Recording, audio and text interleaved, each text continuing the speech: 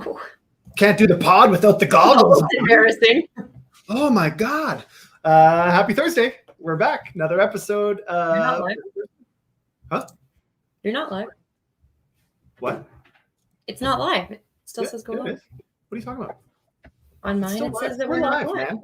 Yeah, we're live. There we go. That was wacky. What's with the delay? It's, it's Canadian interwebs. Funny story, though. All of AT&T nationwide in America had issues today. And hundreds and hundreds and hundreds of thousands, if not millions of users had zero cell phone or internet service. I was one of them. So we had no connectivity at all today. Get this. One of my kids has a phone from AT&T, and that phone worked, which is hilarious. So we're all connecting to this hotspot this one phone to get to work. That was ridiculous. Anyways, we got a lot to talk about today. Oh my God. Let's just get right into it. What is on the agenda? Well, it's crypto arms race, so I'm pretty excited about that. And we're taking a lovely visit to our homeland of Canada.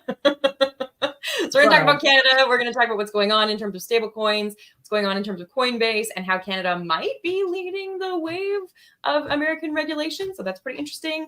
And then we're also going to talk about how America is maybe leading the wave of UK regulation. So with that in mind, we'll talk about the ETFs. We're going to talk about the UK new regulations, which are a bit of a crackdown in comparison to Europe. And then we'll talk about India and the Philippines before we go. The darn UK. I know. What are they doing? Always messing things up. All right, let's freaking go.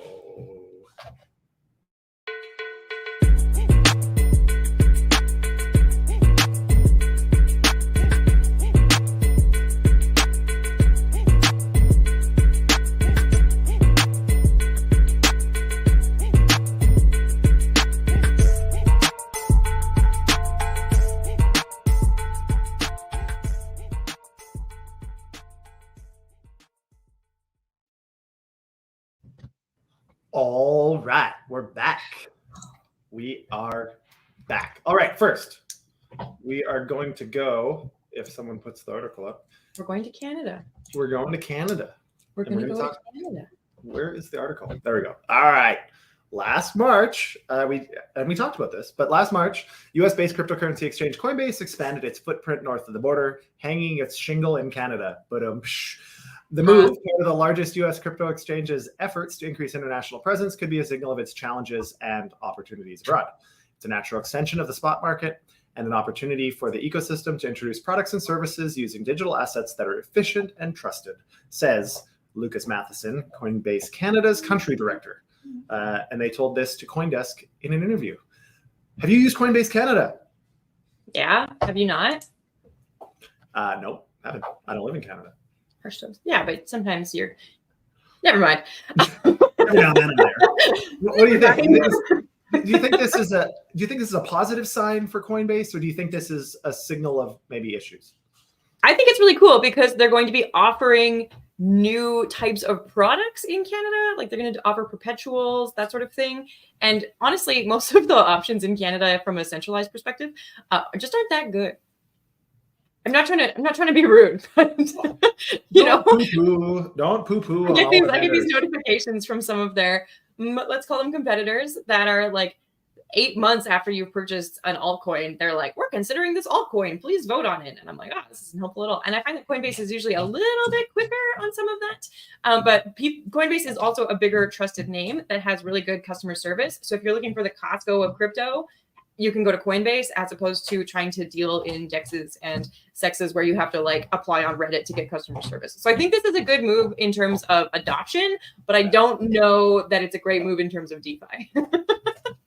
Yeah, I think what's most interesting to me, being Canadian and having used all of the Canadian centralized vendors, I think this is interesting because Coinbase is just connected to so many more blockchains. So the vast majority of assets that are on the current Canadian providers' sites are only bridgeable out to ETH, usually. The odd time, one or two other chains. Coinbase, on the other hand, it supports a lot of different chains, which is really cool because there's a lot more options to get capital in and out of the market. My thought on this, I think this is a very positive sign, personally. I think Canada has, whether we love it or not, fairly rigid and well-defined regulations already. So it allows Coinbase to go participate in the space that the rules are clear. If they want to abide by them, which they do, they know what they are and how to accommodate that. And I think that's interesting. From a corporate perspective, of course, the U.S. market for Coinbase is massive, and is what they've built their business on, generally speaking. Having said that, it's a huge risk factor for Coinbase, as we've seen of late with seemingly endless SEC challenges or friction. And there's just a lot of challenges with regulatory uncertainty in America. So I think it makes a ton of sense for Coinbase to continue to expand globally, to start hedging against America being 0 or 1. So I think this all in all is good. I don't think it is a sign of any issues with Coinbase. It's not the fact that the American business has died and they're trying to find users elsewhere. I think it's just a smart strategic play. So very big fan. According to the Coinbase information as well, Canada is the third most crypto-aware country in the world, while only 13% of Canadians use crypto. So having a player like Coinbase enter in this way, expand in this way, I think could be really positive, especially when we see this next thing, where some of the biggest players in Canadian cryptocurrency, including Coinbase, Kraken, Wealthsimple, WonderFi, and more of them, they penned a letter urging the CSA, the Canadian Securities Administrators, to reconsider their stringent regulations on fiat-backed stablecoins. This letter, which is signed by 21 major entities, contends that the CSA's approach could effectively ban stablecoins across Canada, hindering innovation and impeding the adoption of this transformative technology. Stakeholders advocate for collaborative regulation development and public consultation to ensure a balanced approach that protects investors while allowing businesses to leverage stablecoins for cross-border payments and other financial activities. JD, does this scream CBDC to you? So I just talked about how Canada has taken really good steps in well, I don't know. I wasn't a huge fan of everything being a security, of course, blanket, everything's a security. At least it was clear, though. Exactly. Having said that, at least it was clear. May not like it, but at least we knew the rules, and you can either play or not play based on what the rules are. All of that would be flushed down the toilet in a split second if this is how they used the regulation to squeeze out anything other than government issued or focused assets. Now, do I think that it's far too onerous in terms of stable coins? Probably. Algorithmic stables, totally get it. There should be algorithmic stables have orders of magnitude more risk in a lot of ways because we just don't know what we don't know. Fiat-backed stable coins, for the most part, if they're managed appropriately, and if we get to a point where stable coins have some regulation regarding reserves and transparency around some of that stuff that isn't always the case, I don't see why there's such a concern about regulation as a security. Now, that being said, you can't use USDT pretty much anywhere in Canada already. So that's already essentially been more or less blacklisted. USDC is not registered as a security in Canada, as far as I know. So that would be a problem also. So this is going to have to come to a head. Either they're going to have to ban all stablecoins, which I think would be a massive error. As I said, it would flush all of the positive progress down the drain, in my opinion, in Canada. Or they have to find a way to adapt rules to allow maybe some regulation, but not as onerous as securities regulation for these assets. I'm not sure how they're going to do that, but definitely interesting. I mean, Canada's an interesting place. I mean, obviously we talk a lot about many different jurisdictions, and Canada, obviously where you live and where I'm from, we talk about probably more than others. But I mean, for all intents and purposes, Canada's kind of done what I've been asking the US to do. And by extension, if the US does certain things, then hopefully the rest of the world, in fact, gets on board with some of those things. That's usually how it goes, right? You're looking for a signal from some big player somewhere, the US being the big player in this case. So there's been a lot of discussion about the ETFs in the US and how that wave has really started to kind of proliferate globally. Now, the article for this one, if you can pull it up. Hey, I'm supposed to wrap this one up. You did not talk about how this is a lot of regulated body. The gun, go ahead. this is a lot of regulated bodies. This is a lot of big players coming together and saying, hey, we want a more coordinated approach. We want some more institutionalization, when the very ethos of DeFi is the opposite of that. So I do just want to point that out to wrap up the Canadian news, is that we are looking right now for Canada to sort of lead this way, because they had ETFs first, because they declared SECs first, or securities first. In some ways, Canada is influencing what's going on in America in terms of regulation. And now big Canadian players are asking for a more coordinated approach and a more regulated approach, and that could kill DeFi in Canada. So it's just something to note if we're thinking that Canada is going to influence the US and then the US is going to influence the UK. So keep it in mind. But you're right. ETFs are the next big influential part. Yeah. So this was I can't remember where this article came from, but why does Europe not have spot Bitcoin ETFs is the title. And the fanfare around the approval of spot Bitcoin ETFs has spilled over to markets outside of the US, although European regulatory frameworks do not allow for investment products solely based on a single underlying asset. So that would be a big reason. Rosemuller explains that Europe's undertakings for collective investment in transferable securities, UCITS regulation, is the reason for this. Under UCITS in particular, it's not possible to get an ETF with one single exposure beneath it. There are a couple of rules when it comes to diversification within the framework, Rosemuller said. Is that going to be a sustained reason to not support ETFs, or what do you think? I just don't know if what the US does in terms of ETFs is actually going to impact what Europe does in terms of ETFs. So while as much as we want to say, oh, Canada did ETFs first and that sort of like influenced the States, I'm not sure that that's really true, or if that's just the order of operations that happen to have occurred. Typically Americans are less risk adverse in terms of finance, right? But typically, in that same vein, Europe typically has more consumer care.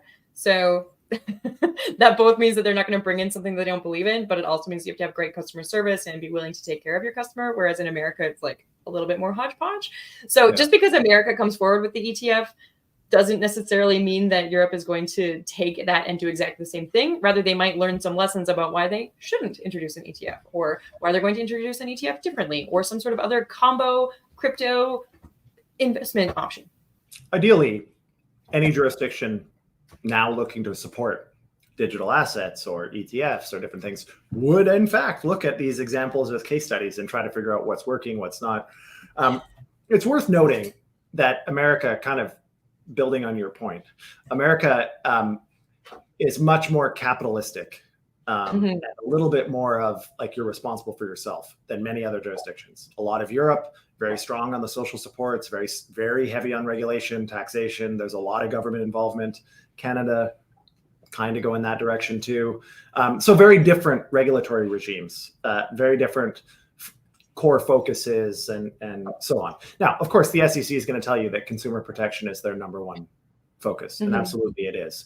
But it's just a different level of commitment to regulation, I think, in other areas of the world. It is a little bit weird that Europe won't approve an investment product with only a single underlying asset. It seems a little strange to me. I'd love to see them, again, try to find like hey, maybe in traditional markets that makes sense. But the reason that the spot ETF exists in crypto is just due to the additional complexity of buying, holding, and securing Bitcoin. Effectively, that's really the only value of an ETF, is that it's spot ETF, so it's physically settled with real Bitcoin. The only difference is you don't have to manage it effectively. And so that's very strange. I'm surprised they haven't found kind of a workaround for that, but it'll be interesting to see what comes next. I think it's important that you just said ETFs are a very unique component of investment, because as we see ETFs come out and stablecoins come out and CBDCs get talked about and new DeFi regulations and new securities being announced, I think people do conflate a lot of the utility and a lot of what this actually means for their portfolio. I just kind of want to throw that out there before we go to the UK. which doesn't necessarily have ETFs yet. In fact, they are looking at brand new regulations. As you know, the UK is not part of the EU, so all of that MiCA stuff doesn't apply to them. So they've been a little bit lagging in terms of regulation, and they're starting to be viewed a little bit like the States.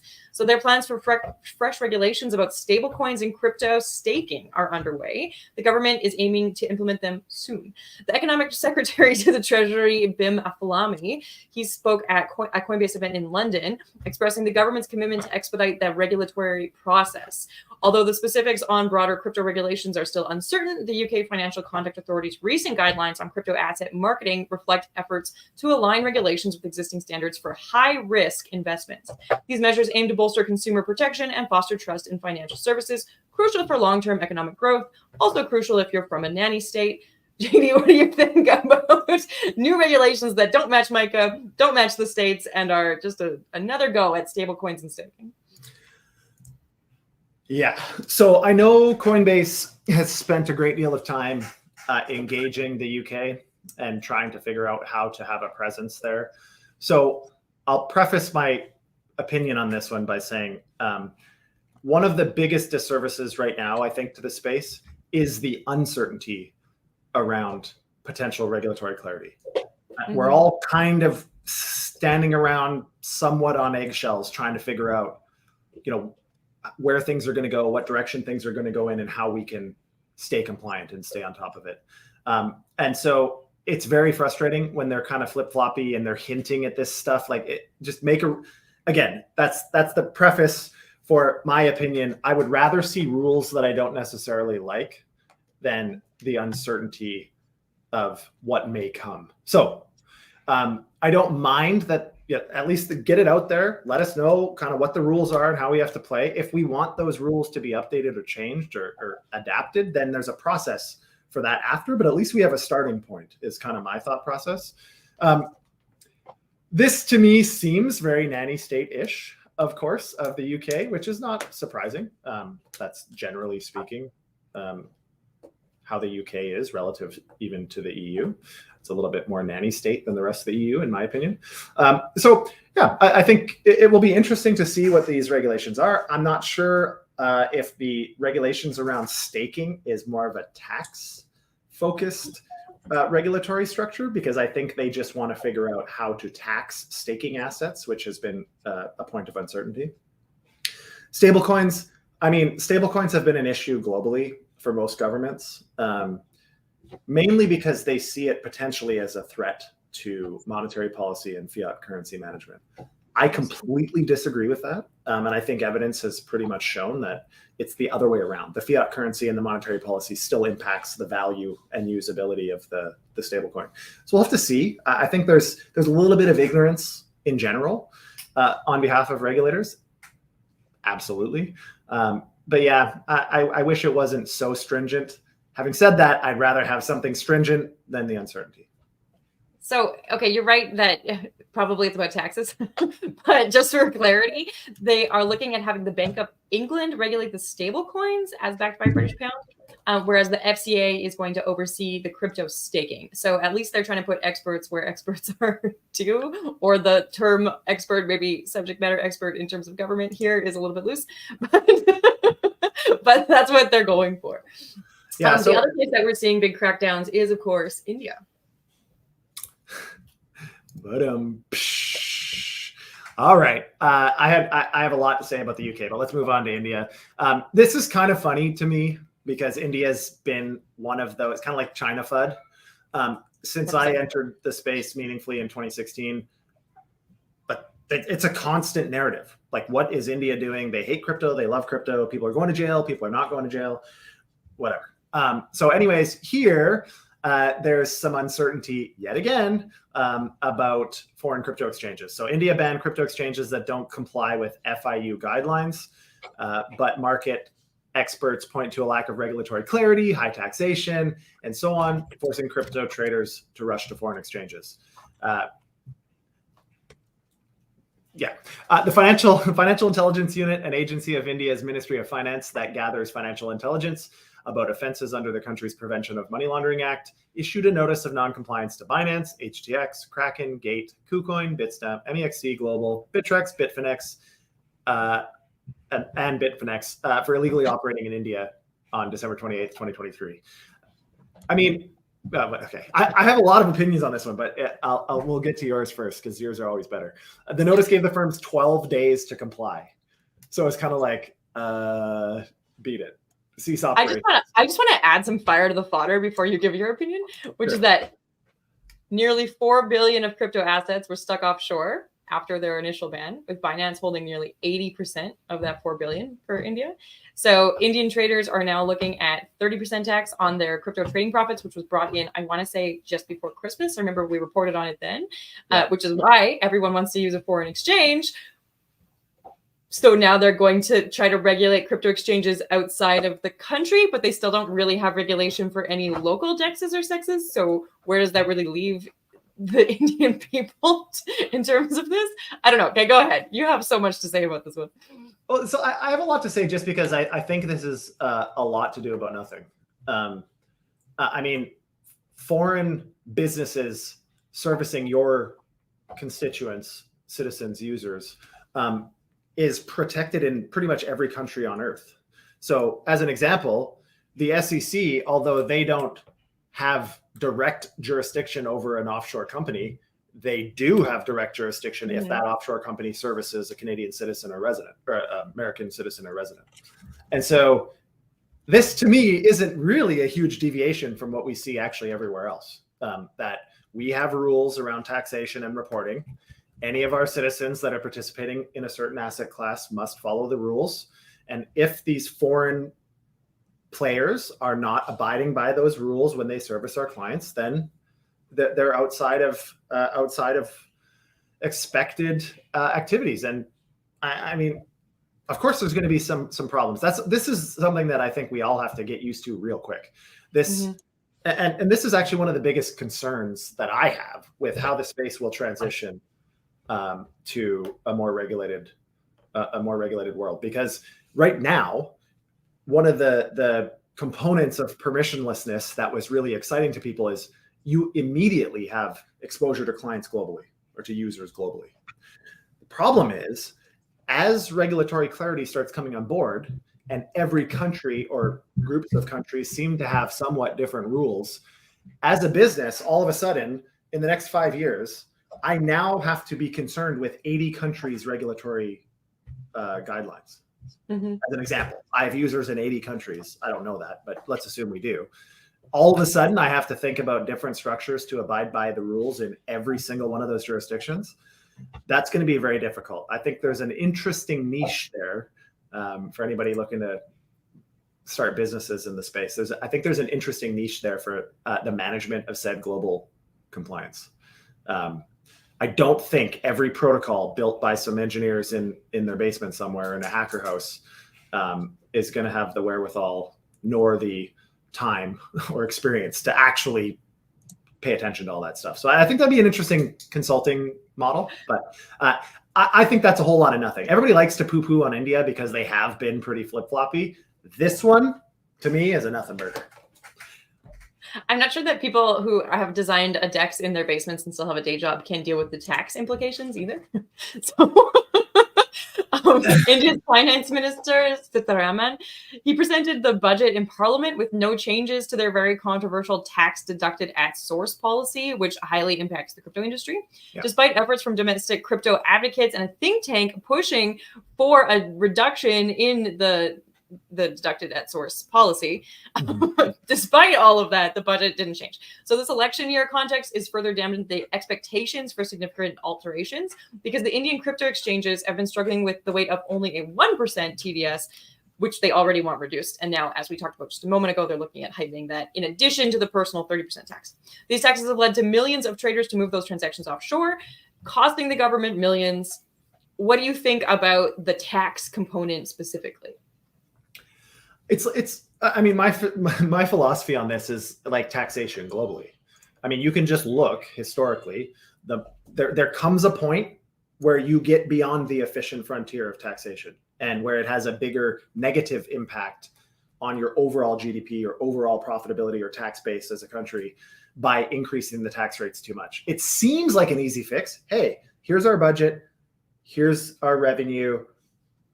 We got to tax the difference. Let's do it. Like we have no other option. So what happens is we just inflate the currency instead by printing money.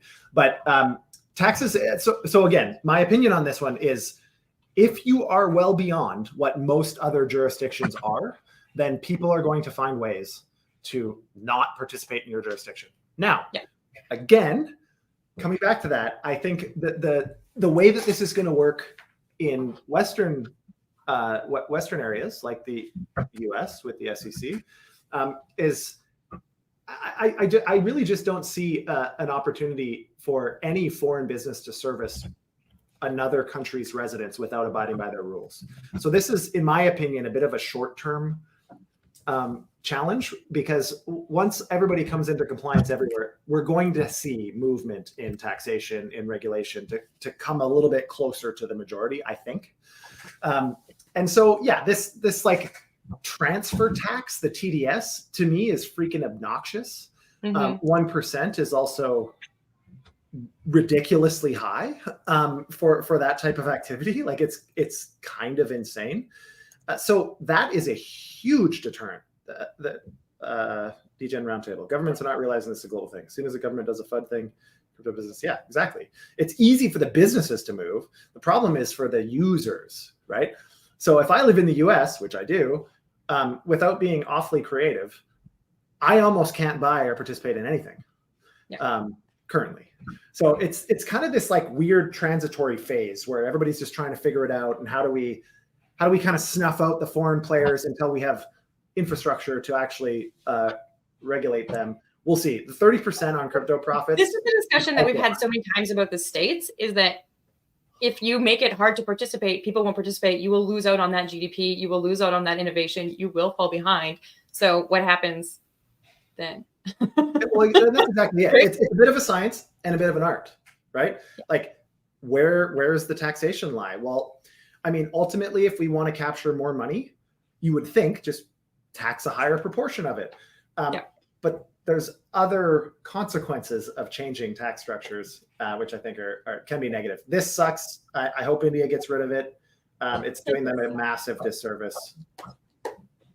How do you think that the Philippines getting rid of Binance is a disservice, or do you think that they're serving their people? I mean, this one's you. Go for it. Okay.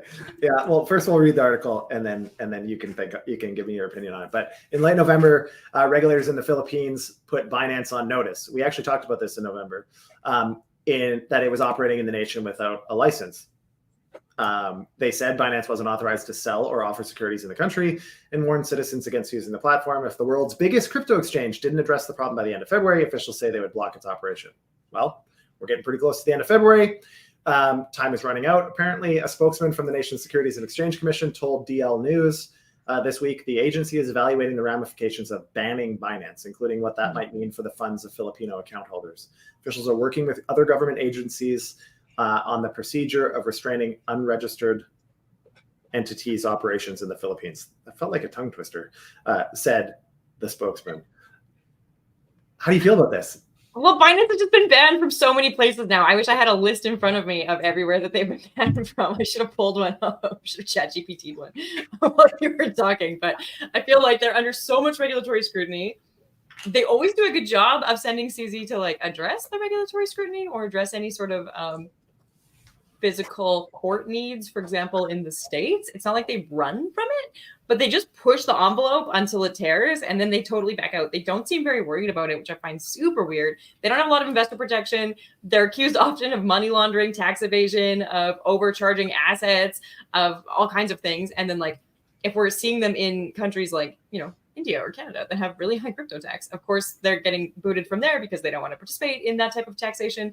So I'm not surprised to see the Philippines kick them out, but I still wonder what Binance's plan is like worldwide. We thought for a while that it was going to get better, remember, because of the new leadership who had previously worked with all the banks and so on and so forth. But it doesn't seem to be there. Now, the one thing that I do kind of want to focus on here is the peer-to-peer trading. So Binance in the Philippines is very popular for its peer-to-peer platform because it's way lower transaction fees than any of the other local exchanges, probably because they're not participating and like being regulated in the way that the other exchanges are being. So of course, they've become highly popular exchange in the Philippines. So what happens when you remove them? Yeah, I mean, it seems a little strange that the Philippines is trying to be one of the front runners in cracking down on crypto. But like, yeah, again, we've talked about this a lot. Binance, yes, seemingly is getting kicked out of every jurisdiction that they're in. It's not often I stick up for Binance, but I will today.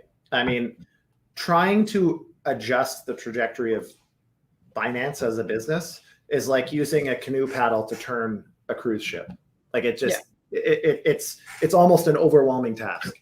And so they were the first major exchange, especially to serve a global community. Yeah. They're suffering right now from the problem that I think most companies are going to suffer from soon in the future. And that's just a function of their size. So, I mean, if you're a regulator, are you better to go after, if there's two people breaking a rule, one that's big and one that's a startup, which one are you better suited to go after? Now, an argument could be made that the startup is equally as important as the large participant because of its potential to impact users. Generally speaking, they don't have any money. So you can't sue them for very much, which is why they go after the big players. So, I mean, it'll be interesting to see what Binance does here. I think waiting to be kicked out, to me, is problematic. Because imagine coming back to the Philippines next year and saying, hey, there's regulation everywhere, so our business is dead if we don't adhere to this. Can we play nice? And the Philippines might be like, but you didn't play nice last time. So like, that's what Binance keeps doing. Okay, to wrap up, I need us to hit this. A lot of people think that the reason the Philippines are cracking down, especially on big players like Binance, is because they are going to introduce a wholesale CBDC that is not on chain. So the Central Bank of the Philippines, BSP, disclosed their new strategy to introduce the wholesale CBDC within the next few years. It won't have blockchain technology. It will operate on a payment and settlement system owned by the central bank with a focus on wholesale transactions. So think more B2B than B2C. That's mediated by the banks. People are really skeptical about it because they thought that a retail CBDC might come first, but then we've already talked about what retail CBDCs do to everybody. And how the central banks might be able to control that. But they think that the Philippines are trying to replicate what Sweden and China have done in terms of CBDCs. And so as they move towards this and they have a more strict pulse on the crypto industry, people are afraid that crypto is just gonna be ousted from the Philippines entirely. Yeah, it's unfortunate, honestly, because it's often these governments that are usually referred to as slightly corrupt or insanely corrupt that have these crazy crackdowns, which I think is always somewhat ironic. What are you so worried about? That your people are going to be able to invest in other stuff? Like, I get the consumer protection piece, of course, as a general rule. But I mean, CBDCs, I've been such an outspoken opponent to CBDCs, and I'll continue to be. We can do the same thing already. We can already do wholesale transactions B2B using existing fiat-backed stablecoins. Exactly. If we create I don't even know what the Filipino currency is, but let's call it rubies or something. I actually have no idea what the Filipino currency is called. But if there was a Filipino currency denominated and backed fiat stablecoin without government involvement, there's a lot of protections you can put in. You could make it so that any transfers require KYC of both parties.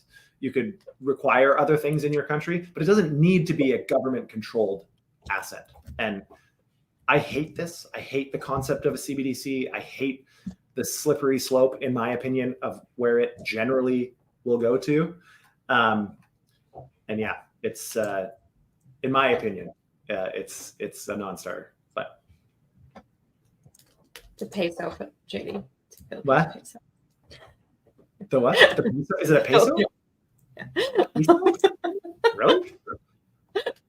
All right, that's your crypto arms race today. We batted around from Canada to the States to the UK to India to Philippines. You can see that there is a pretty common trend right now of control and some seeking regulation so that we have clarity, but others not wanting regulation so that we can continue to act within crypto. So it's a little bit rock in a hard place, I think, right now. Yeah, I don't think we're going to see a conclusion to this anytime soon. I think that the world is trying to figure out how to adapt to this technology. I mean, what's making things a lot more exciting in the world globally via AI, I think, is also causing some problems for the regulation of crypto, because most governments are trying to figure out how to regulate both at the same time. How do we control this AI beast? Finding the nearest exit or JD. My fire alarm's going off again. What the heck is going on? What's Anyways, that? all right. We gotta We're evacuate. way over time. I have to evacuate my building. So with that, I say you go FUD yourself, everybody. Go FUD yourself. Have a good day. Later.